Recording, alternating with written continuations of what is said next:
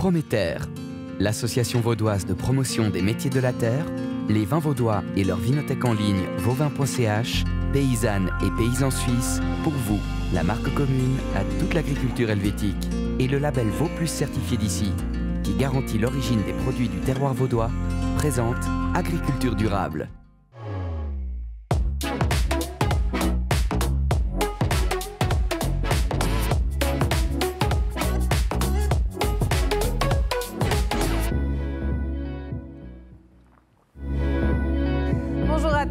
Et bienvenue dans ce nouveau numéro d'Agriculture durable, l'émission qui se penche sur les enjeux de l'agriculture au XXIe siècle. Aujourd'hui, dans notre dossier du mois, nous allons parler circuit court et production locale.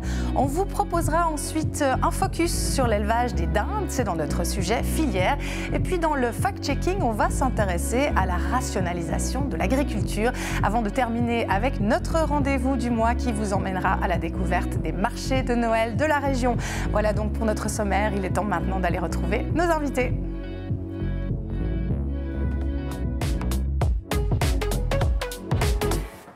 Et bonjour à tous, bienvenue. Je commence directement par vous. Vincent Rotten, maître agriculteur et député Le Centre au Parlement valaisan. Merci d'être avec nous. Bonjour. Aujourd'hui sur ce plateau, avec vous, Jacques Nicolet, qui est maître agriculteur et président de l'association Régio Garantie Romandie. Bonjour. Bonjour. Et puis Alexandre Truffert, directeur de la communication de Prométer. Bonjour Alexandre. Bonjour. Bienvenue messieurs. Aujourd'hui on parle donc production locale, on parle de circuit court. Alors quand on parle de production locale concrètement, qu'est-ce que ça veut dire? Et je vais m'adresser peut-être à vous Alexandre, qu'est-ce qu'on entend par production locale? Alors c'est une bonne question. Avant d'être chez Prométer, je travaillais dans le vin et on s'était rendu compte que pour les producteurs et les consommateurs romans, un vin suisse c'était un vin local. Et si on allait à Zurich, pour les Zurichois, un vin local c'était un vin zurichois et un vin qui venait de Genève, c'était un vin qui venait de 200 km plus loin et qui n'était pas vraiment plus local qu'un vin autrichien ou tessinois ou allemand qui était aussi produit à 200 km. Donc c'est clairement une question d'interprétation mais peut-être aussi de produit. Alors ça dépend aussi des produits, parce qu'effectivement sur le chocolat, je crois que même à Zurich, on considère que des chocolats qui sont faits à Braux sont des chocolats suisses. Je pense aussi, Jacques, votre vision à vous en tant que président de Régio Garantie, un produit local, c'est quoi comme critères? C'est des critères géographiques, territoriaux, politiques? Alors c'est assez variable parce qu'on se rend compte que au travers des différents labels cantonaux, il y a certains cantons, c'est totalement lié à la géographie, d'autres cantons, c'est peut-être plutôt lié à un produit. Donc effectivement, je pense qu'il faut quand même qu'on reste un petit peu dans une généralité. Production locale, eh bien c'est une production qui est faite généralement en Suisse, généralement de proximité. Puis après, la définition du local peut encore varier, mais tant qu'on reste sur des critères ensuite qui sont mesurables et puis qui sont identifiables pour les consommateurs. Vincent, votre vision à vous en tant que politicien, puis aussi agriculteur, hein, parce que c'est ce que vous faites aussi. Alors, bon, ma vision, elle rejoint évidemment ce qui a été dit avant, mais pour moi, le plus important quand on parle de produits locaux et de proximité, c'est l'émotion que ça véhicule. On a tous cet attachement au terroir, on est tous issus d'un terroir, que ce soit le terroir valaisan, le terroir vaudois, le terroir roman, où lorsqu'on consomme un produit, on sait où il a été produit, comment, on sait qu'il a une histoire qui a déjà vécu sur de nombreuses années. Donc le local, c'est avant tout vecteur d'émotion. Et puis si on arrive à soutenir la proximité, l'économie, c'est toujours un plus. Donc pour moi, l'accent, la proximité, c'est avant tout de l'émotion. De l'émotion, est-ce que c'est aussi une nécessité de consommer local ? Alors oui, c'est une nécessité. C'est une nécessité de consommer local parce que c'est gage de durabilité. La durabilité, c'est trois éléments, c'est trois piliers fondamentaux qui sont la durabilité économique, la durabilité sociale et la durabilité environnementale. À partir du moment où on a une vision de consommer à côté de chez nous, de consommer chez un producteur, eh bien on fait vivre par l'intermédiaire de ce producteur les acteurs locaux, les artisans, les intervenants. Donc c'est une nécessité parce que c'est le pilier de notre société. Hein. C'est la vie en société qui passe par la consommation locale et l'artisanat local.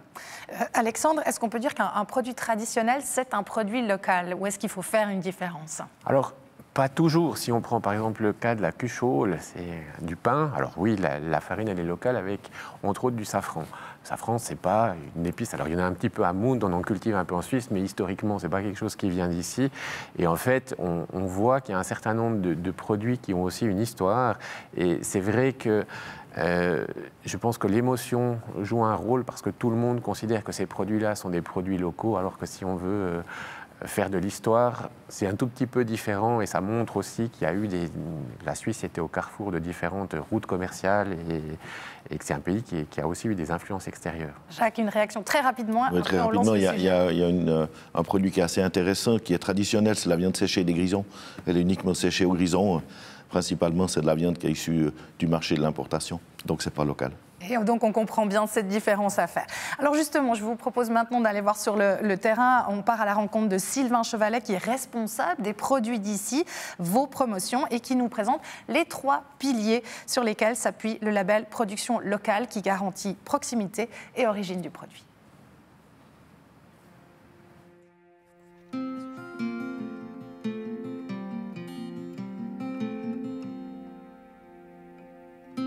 Il est important de valoriser la production locale, la production agricole locale, pour ramener une plus-value sur ce qu'on fait dans notre canton au niveau agricole, mais aussi au niveau de la transformation, au niveau de la valorisation, toutes des coopérations, et c'est finalement toute l'économie locale qui bénéficie de cette valorisation. C'est ce qu'on parle de circuit court aussi. Alors, le label Vos certifiés d'ici garantit la provenance du produit, la traçabilité du produit. Il s'appuie sur le cahier des charges qui est dicté au niveau national par l'Association suisse des produits régionaux et qu'on retrouve imagé par le Regio Garanti, qu'on retrouve vos certifiés d'ici Regio Garanti. Et les 3 piliers sont relativement simples. Le premier, c'est que si c'est un produit non transformé tel une carotte, il doit être 100% vaudois.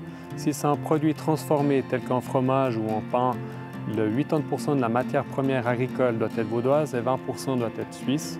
Et finalement, le dernier pilier qui est aussi très important aujourd'hui, c'est que les 2/3 de la valeur ajoutée doivent être gagnés dans le canton. Donc ça veut dire que si le produit est transformé, il est transformé aussi au sein du canton et fait vivre les filières du canton sans aller chercher des ressources hors du canton, voire à l'étranger pour produire un nouveau produit.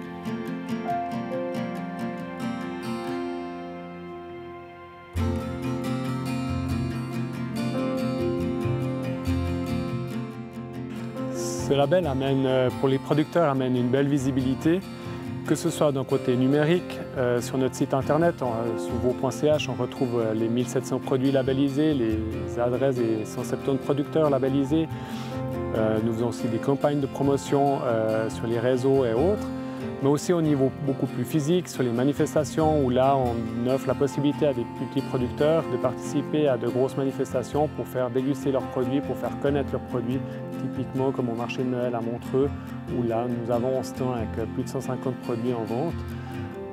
Et finalement, ce label amène aussi des opportunités de vente pour nos producteurs à travers des partenariats qu'on a avec des épiceries locales, avec des grossistes, avec des épiceries en ligne, qui permet de bien mettre en avant et de garantir à leurs consommateurs la proximité et l'origine du produit.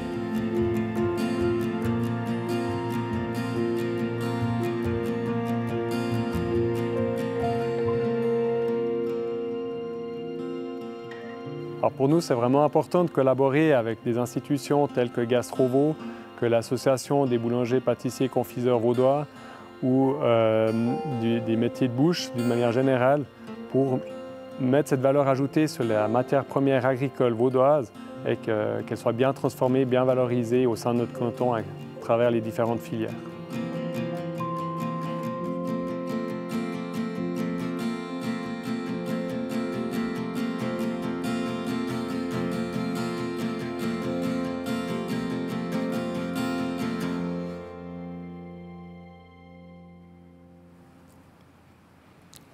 On voit bien dans le sujet l'importance d'un tel label qui assure vraiment la visibilité aux produits, mais qui permet aussi de faire vivre les filières du canton.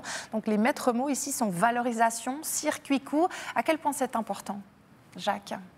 Alors je crois que le maître mot complémentaire, c'est valeur ajoutée. Je crois que c'est aussi ça qui est aujourd'hui important. Il est important de démontrer que au travers des produits régionaux, des produits certifiés, on veut mettre en lumière les produits qui sont produits chez nous, certainement, mais mettre en lumière également les artisans qui construisent cette filière alimentaire, Parce qu'effectivement, on ne peut pas seulement vendre un produit puis laisser crever de faim les artisans de la filière. Le reportage l'évoquait très bien, il y a le secteur de la restauration qui vient gentiment, la restauration collective où il y a encore du travail à faire. Effectivement, on se rend compte que la restauration collective pourrait également se mettre en lumière en disant voilà, on a un gage de qualité supplémentaire, en disant voilà, on travaille avec des produits certifiés, que ce soit dans le canton de Vaud, lorsqu'on est sur le canton de Vaud, ou d'autres cantons, après avec le label Régio Garantie qui, lui, couvre sur l'ensemble de la Suisse. Donc je pense que c'est une prise de conscience, une responsabilité de chacun de jouer le jeu, pas seulement dire à l'agriculture comment elle doit faire, mais peut-être en tant que consommateur, en tant que partenaire économique également de l'agriculture et des métiers de l'agroalimentaire, peut-être également d'être beaucoup plus conséquent. Vincent, quelle est votre expérience sur le sujet avec les partenaires? Comment est-ce que ça réagit? Vous avez l'impression que tout le monde tire à la même corde? Alors, il y a, en tout cas en théorie, oui, il y a cette volonté de promouvoir le local, de promouvoir des produits qui sont faits dans la région. Des fois, on sort à une réalité économique, forcément, que ce soit un établissement, la restauration, la cuisine collective, eh bien, il y a ces réalités économiques qui font que, malheureusement, parfois, les produits locaux ont un coût supplémentaire. Donc, il y a une dynamique qui est assez longue, assez lente à mettre en place, mais on sent qu'il y a quand même cet attachement à revenir à des produits locaux. Tous les cantons y travaillent, tous les cantons presque ont cette envie de dynamiser la consommation locale. Chez nous, en Valais, il y a également différentes démarches qui ont été initiées et on se rend compte qu'il y a l'intérêt qui est croissant. Mais dès le moment où il y a l'intérêt de la part de la restauration, de la part des cuisines collectives, il y a toute une chaîne de valeur qui doit se mettre en place. Il y a la volonté, on va y arriver à moyen terme, mais c'est assez lent comme démarche. Alors c'est lent, il y a une volonté. Est-ce que ça veut dire qu'au niveau politique, il faudrait encadrer ou est-ce qu'il faudrait pousser pour que ça aille plus vite ? Alors, je ne suis absolument pas partisan de l'idée de dire aux gens ce qu'ils doivent faire, dire et penser, mais je suis convaincu que les collectivités qui sont soutenues par les pouvoirs publics doivent pouvoir donner des lignes directrices qui soient claires. Dès le moment où les cantons ou les institutions publiques financent une partie des prestations, que ce soit les écoles, les crèches, les hôpitaux, les structures d'accueil et j'en passe, on doit pouvoir en tant que politique donner des lignes directrices, non pas conditionner le soutien financier, mais mettre en place des moyens qui permettent aux cuisiniers de se fournir auprès de prestataires locaux. Donc je suis plutôt dans une démarche qui est incitative que vraiment contraignante. Alexandre, est-ce qu'il y a un potentiel de développement de ces labels régionaux, on l'a dit par canton, il y en a différents. Est-ce qu'ils peuvent devenir majoritaires dans une production? Est-ce qu'ils sont plutôt limités à une production de niche? Comment est-ce qu'il faut le voir? Alors on pense qu'effectivement c'est quelque chose qui est à long terme et qu'il y a une possibilité. Après, effectivement, on se heurte à des questions financières. Maintenant, on voit par exemple que certaines AOP ont pris beaucoup d'importance. Alors la plus connue, c'est sans doute le gruyère, où on arrive à faire des gros volumes.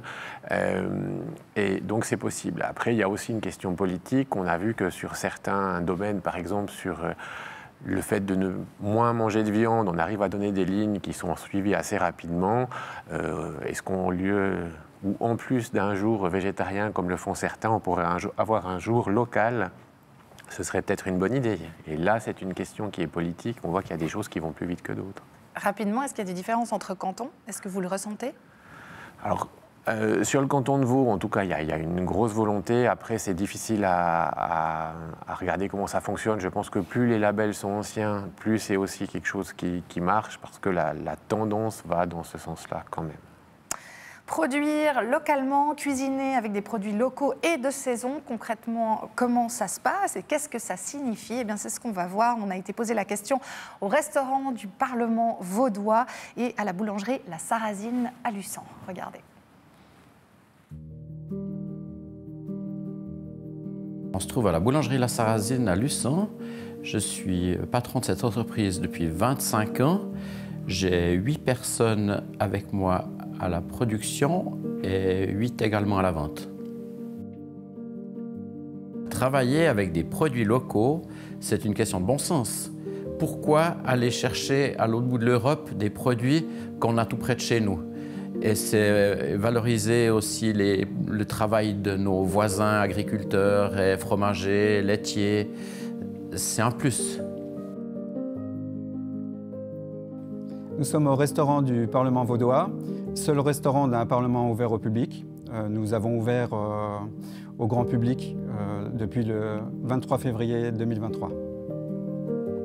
Alors ici, au restaurant du Parlement, nous faisons une cuisine classique, avec des produits d'ici, une cuisine traditionnelle.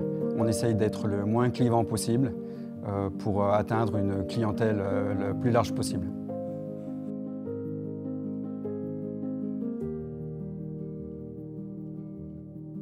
Alors je suis convaincu que de travailler avec des produits locaux ne nous coûte pas plus cher que de travailler avec des produits importés ou industriels.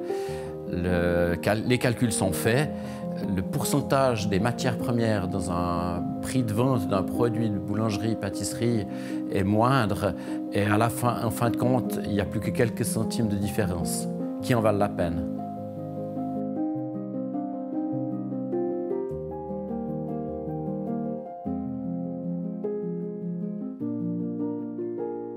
Alors nous choisissons nos produits par rapport surtout aux saisons.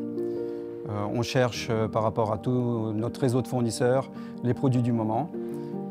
On se sert aussi pas mal du service de vos promotions qui ont en ligne tout un système pour chercher des produits du moment, produits laitiers, les légumes et aussi les artisans. C'est-à-dire qu'on fait intervenir aussi des artisans. On met en avant les artisans qui produisent aussi pour nous et aussi des produits de base que nous transformons ici nous-mêmes.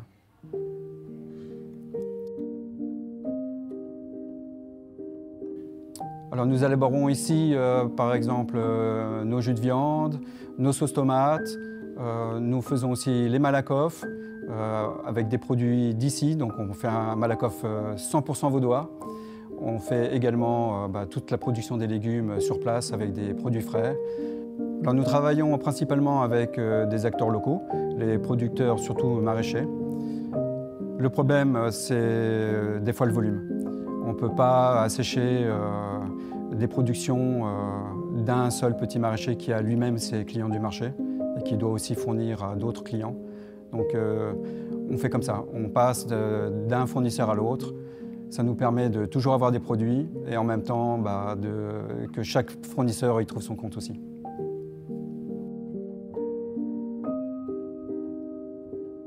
Être certifié avec un label comme vos certifiés d'ici ou Régio Garantie, pour moi, ça met une étiquette sur le travail que je fais depuis 25 ans. Pour moi, ça n'a pas changé grand-chose puisque je travaillais déjà avec des produits locaux. Il a juste fallu m'assurer auprès de mes fournisseurs que tous les produits soient bien vaudois. Je donne l'exemple du cornichon qui vient de chez Hugo Reitzel. Il n'est pas forcément cultivé en Suisse, alors il a fallu prendre un cornichon suisse cultivé dans la broie vaudoise pour mettre dans mon pâté à la viande.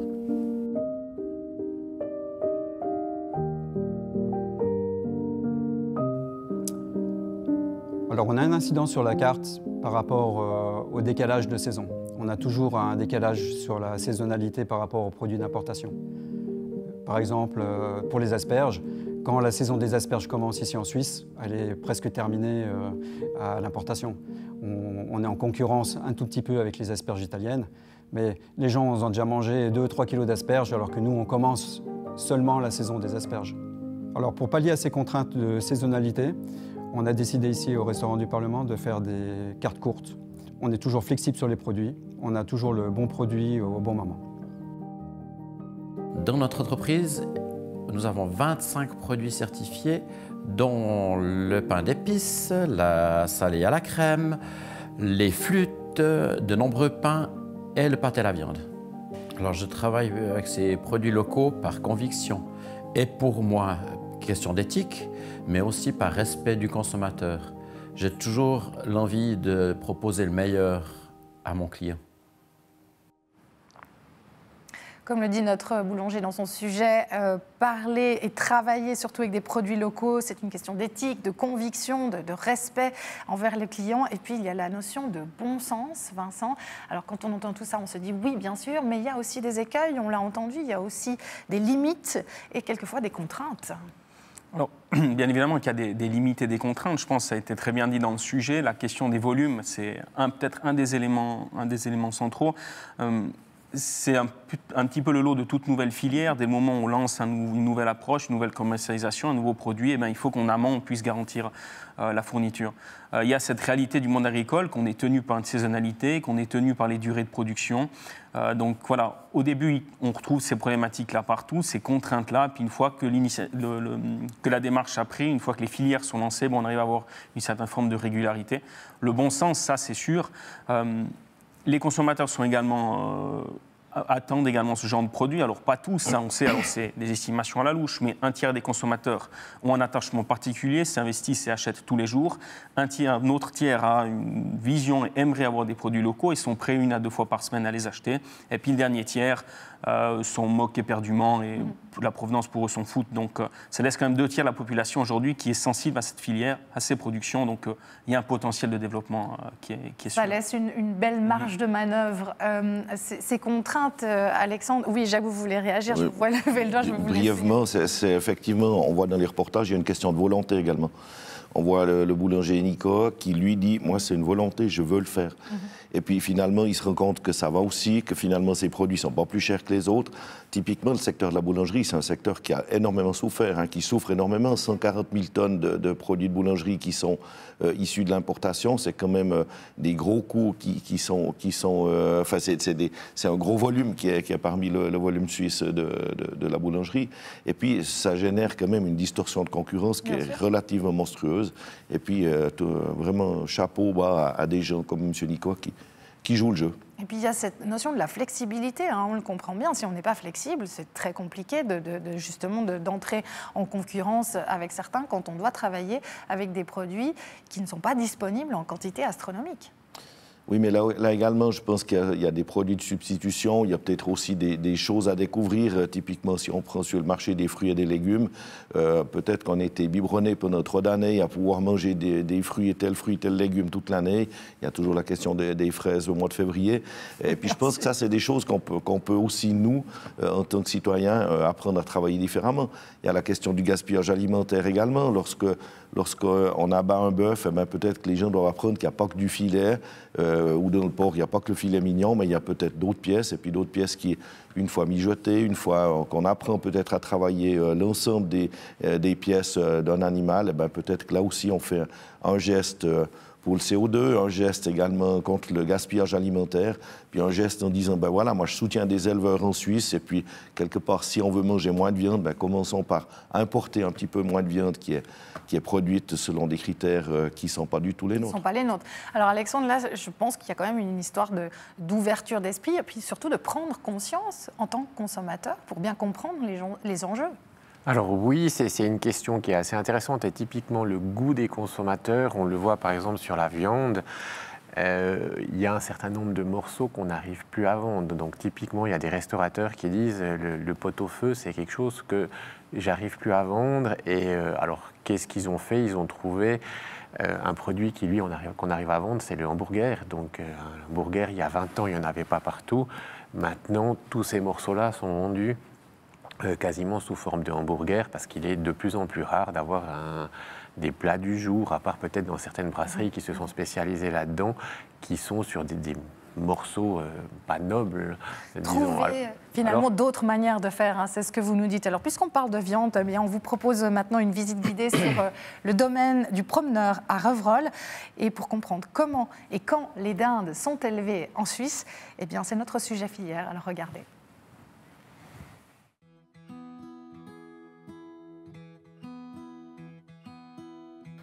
La dinde est un plat particulièrement intéressant à Noël, une viande blanche, neutre, qui se marie parfaitement avec toutes sortes d'épices, d'agrumes ou autres.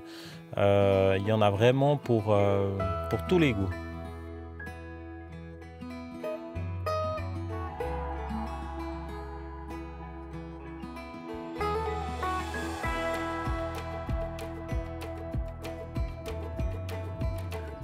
Bonjour, bienvenue sur l'exploitation du Promeneur, située sur la commune de Revreul. Vous êtes sur une exploitation mixte, grande culture, viticulture et puis élevage de volailles.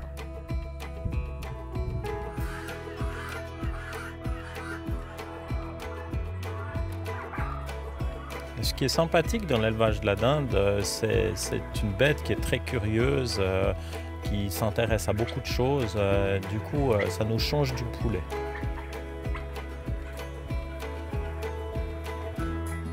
Alors moi, j'achète des dindes de 6 semaines qui arrivent depuis le 15 août jusqu'au 1er novembre. Du moment qu'on veut avoir des poids différents, donc ce n'est pas une question de maturité. La dinde peut être aussi bien consommée à l'âge de, on va dire, 12-13 semaines à 3 kg, comme à 15 kg ou même plus si on veut en faire de la découpe. Chez moi, elle reste 6 semaines pour des 3 kg à 4 mois et demi pour des 15 kg. L'élevage est assez simple. Le matin, on ouvre les portes, on refait la litière, on contrôle visuellement si elles boitent, si elles vont bien. On va aussi regarder, checker la météo pour voir s'il fait froid, s'il pleut, parce que là, on ne pourra pas les laisser sortir, ou seulement dans les jardins d'hiver. Et le soir, on referme, on refait un contrôle visuel, et puis surtout pour éviter que le renard ou la fouine puissent venir prendre leur goûter.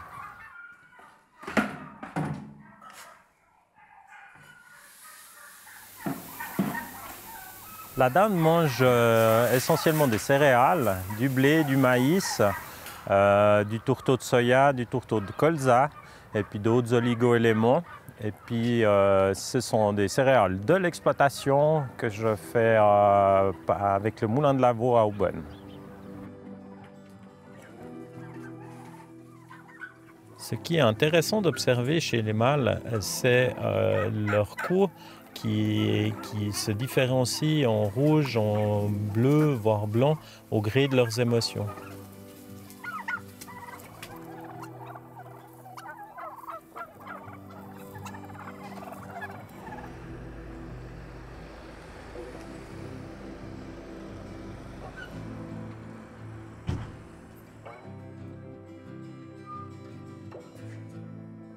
Alors, une fois qu'on a atteint les poids idéaux selon nos commandes, nous pratiquons l'abattage dans nos locaux agréés. On a mis en place ces locaux de manière à pouvoir faire la chaîne du début à la fin, et ce qui nous permet aussi d'avoir un résultat financier un peu plus intéressant.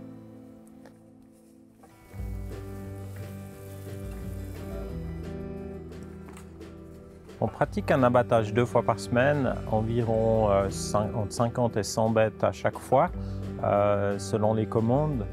On pratique dans des locaux agréés, avec un électrocuteur, et après on plume, et puis on fait aussi l'emballage nous-mêmes.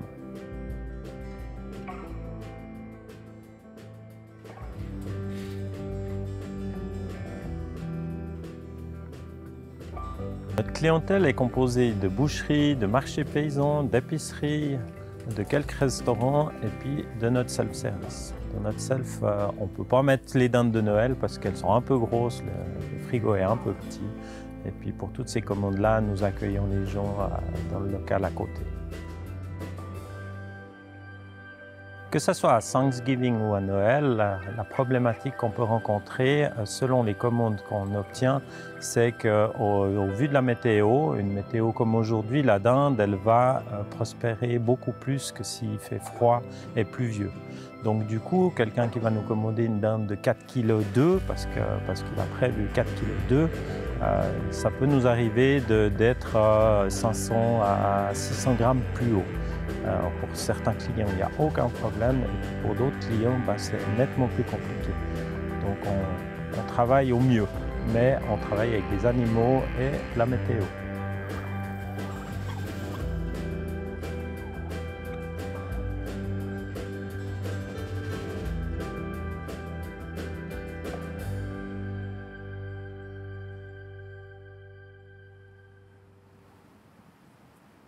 Alors Alexandre, est-ce qu'il y aura de la dinde sur la table à Noël? Alors il y aura de la dinde sur la table à Noël.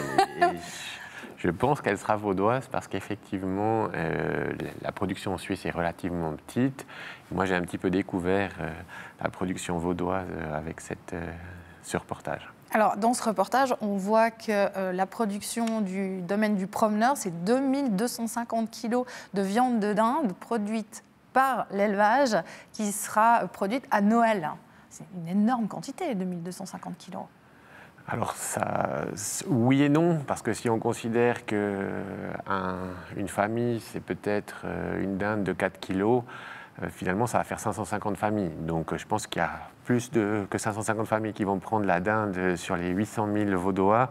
Donc, la dinde, c'est une production qui suisse et assez anecdotique par rapport à ce qui est consommé. On est à, je crois, 120 000 têtes un cheptel de 120 000 animaux par année en Suisse. Donc je pense que c'est très très faible par rapport à la consommation. Alors il y a une thématique qui est liée aussi à cette production de la dinde, c'est vraiment la périodicité, la période à laquelle on produit de la dinde. En l'occurrence, là c'est un aliment particulier, mais si je pense aux œufs, au chocolat, qui sont liés à des périodes de production, est-ce que c'est un atout ou est-ce que c'est plutôt une difficulté, Vincent ? Si vous y pensez en termes de les œufs à Pâques, le cabri à Pâques aussi, comment est-ce qu'on gère cette production sur le temps ? Alors, ça peut être un atout, surtout pour l'agriculture telle qu'on l'a en Suisse. On a quand même des exploitations qui sont soumises à une certaine forme de saisonnalité. On a pris l'exemple du cabri à Pâques. Finalement, les exploitations agricoles, au fur et à mesure des années, se sont adaptées, ont adapté leur calendrier de production, les mises bas, pour pouvoir coller à ces pics de consommation, à ces pics de demande. Donc, ça peut à la fois être un atout parce que ça permet d'avoir des structures agricoles qui s'adaptent et puis d'une année à l'autre qui gardent cette certaine saisonnalité. Voilà, si on fait du bœuf, un veau ou un cabri, il y a le temps de la mise bas, il y a le temps de l'accroissement et de l'engraissement. Donc, finalement, ça permet de suivre un calendrier. Donc, pour des filières, surtout comme celle qu'on vient de voir dans le reportage, c'est un atout parce que ça permet d'avoir un revenu qui est garanti par la demande qui arrive au moment où la production est prête. En même temps, Jacques, on voit que dans le reportage, les demandes des clients sont parfois très, très précises. Or, on travaille avec des produits vivants. Donc, comment est-ce qu'on gère ce point-là ? Oui, effectivement, mais on se rend compte que déjà cette clientèle-là qui va chercher la dinde à Revroll, c'est déjà une clientèle qui a déjà fait le pas de se dire, ma dinde sera peut-être une fois à peine plus grosse ou à peine plus petite. Je pense que ça, c'est quelque chose à relever. Ce qu'il y a d'intéressant dans le reportage, on voit quand même la question du circuit court. Finalement, le circuit court, c'est ce que nos ancêtres faisaient facilement.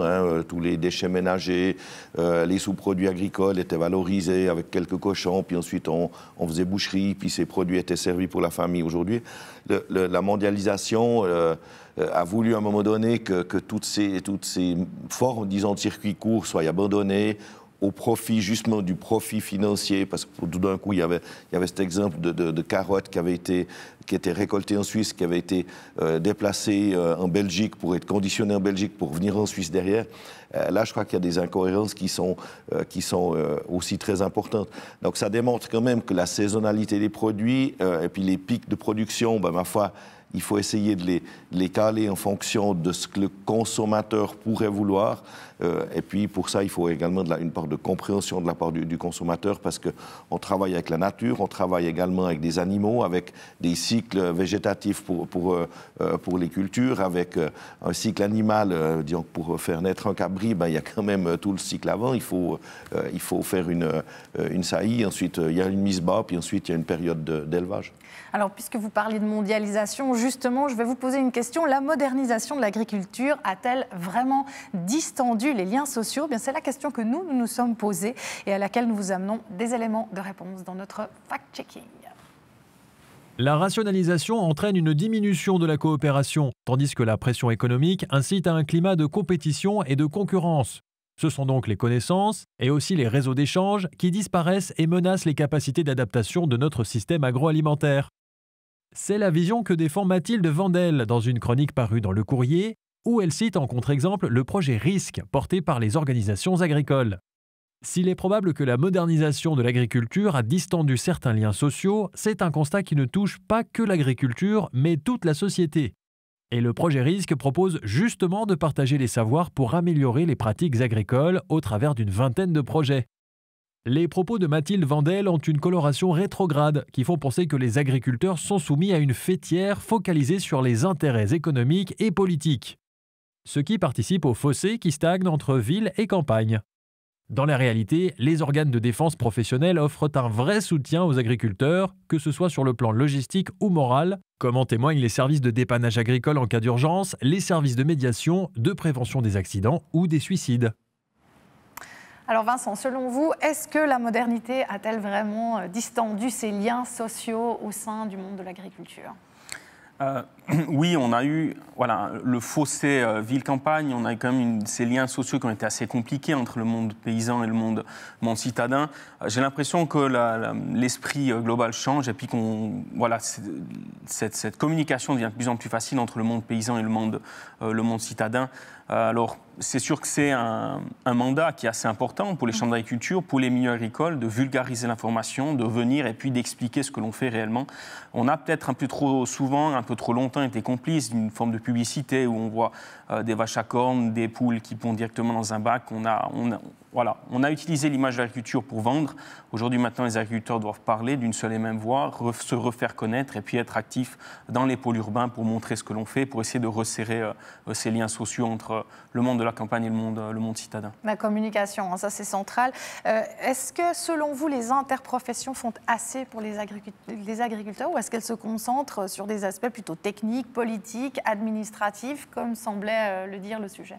Alors, les interprofessions, elles ont les deux rôles, donc elles font les deux tâches.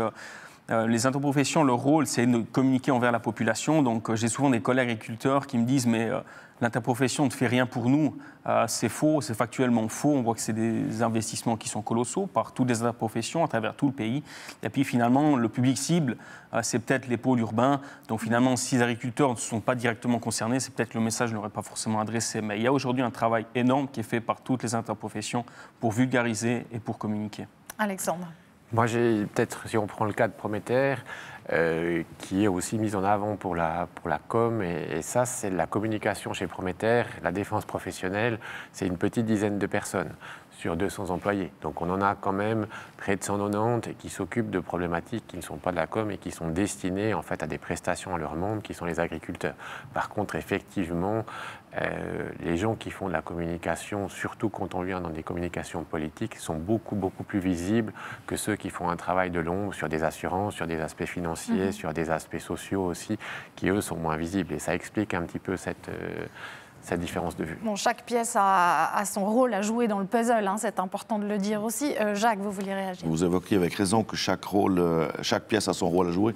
En l'occurrence, les interprofessions sont aussi là pour être les garantes, disons, du collège interprofessionnel, que chaque acteur du collège interprofessionnel y trouve son compte. Donc parfois, dans des interprofessions, il y a des discussions qui sont un petit peu musclées, typiquement l'interprofession du gruyère, dans laquelle j'ai siégé une vingtaine d'années, où, ma foi, les agriculteurs en veulent ça, les fromagers ça, les affineurs ça. Puis au final, il y a un consensus qui est trouvé, tout le monde est moyennement content, et puis c'est ce qui fait avancer. Je crois que c'est auprès des fêtières qu'on doit quand même se retourner si on veut vraiment avoir plus de défense professionnelle, un renforcement des positions de l'agriculture. C'est au travers de Prométer, au travers de l'Union suisse des paysans. Mais l'interprofession, de la globalité, elle défend plutôt le produit, elle défend plutôt la filière, sans forcément mettre plus en avant l'un que l'autre. Et c'est là-dessus qu'on va conclure, car nous sommes déjà à la fin de cette émission. Ça passe très vite. Merci à vous d'être venus nous trouver, d'avoir partagé vos différents points de vue. Merci à vous de nous avoir suivis aujourd'hui. On vous donne rendez-vous le mois prochain pour la dernière émission de l'année. Nous parlerons du concept de produit éthique helvétique que nous illustrerons au travers du lait, dont il existe une version équitable. Et avant de se quitter, je vous l'avais dit en début d'émission, direction les marchés de Noël de la région. Alors merci de nous avoir suivis et à très bientôt. Au revoir. Durant près de 2 mois, les principales destinations touristiques du canton de Vaud vibrent au rythme des marchés de Noël. Cette tradition bien implantée attire un public local ou étranger en quête de moments conviviaux à partager. Si tous les stands ne proposent pas que des produits locaux, les spécialités culinaires et viticoles du canton sont largement mises en avant. À Estavayer, Yverdon, Morges, Saint-Cergue, Villars ou encore Montreux, le verre de Chasselas et les incontournables du patrimoine culinaire vaudois font partie intégrante de la manifestation. À Lausanne et Vevey, les produits certifiés d'ici ont aussi la part belle. L'igloo du terroir, au cœur de la cité lausannoise, et la ferme du terroir, sur les quais de la Riviera, proposent des plats roboratifs et savoureux ainsi qu'une sélection de boissons garanties 100% vaudois. Que ce soit lors d'une sortie entre amis, pour un repas de fête en famille ou pour vos cadeaux de Noël, profitez de l'offre locale et festive proposée par les marchés de Noël de la région.